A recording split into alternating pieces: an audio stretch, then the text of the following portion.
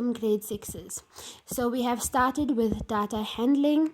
I hope you guys are okay with this topic so far. Remember that if you are experiencing any difficulties, you can always message me and I'll help you, okay?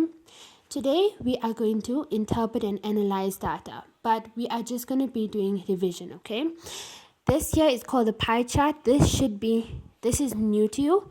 We will do this on Monday. Today we are going to do work that is familiar with us. We are going to interpret graphs such as these, okay? So let's see what we already know. Data can be presented in many different ways. In words, tables, and in graphs. Remember, data is another word for information, okay?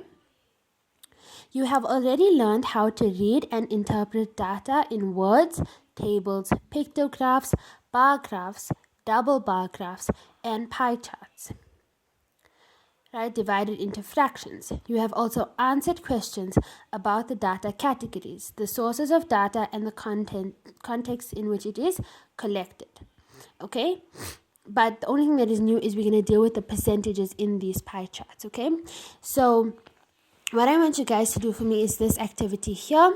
You are going to interpret these double bar graphs, as you can see. You are only going to do number 1 and number 2. Okay. Here's the rest of number 2.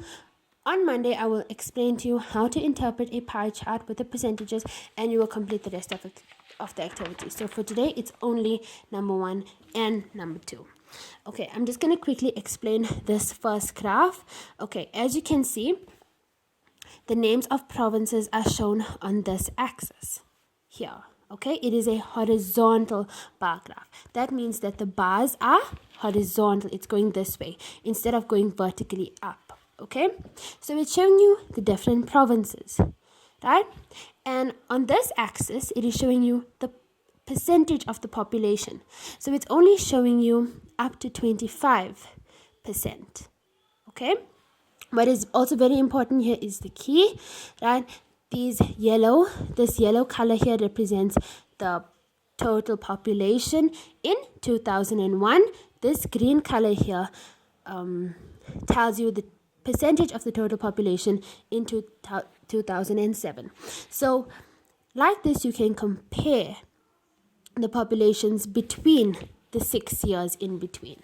Okay, so for example, if we want to look at the population of Western Cape in 2001, we are going to look at the yellow block.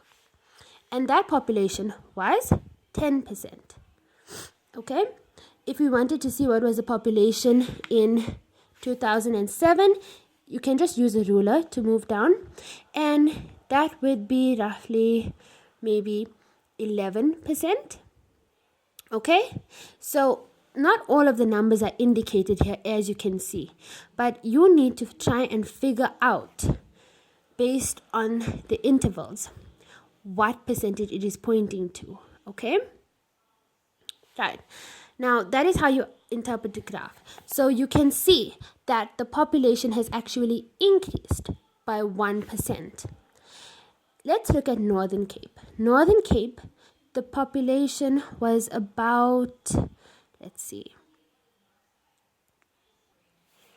maybe 2%, okay? Because the middle mark here between 0 and 5 is actually 2.5. So we are going 0, 2.5, 5. 5 plus 2.5 is 7.5, 10. Okay? 10 plus 2.5 is 12.5, 15. Okay?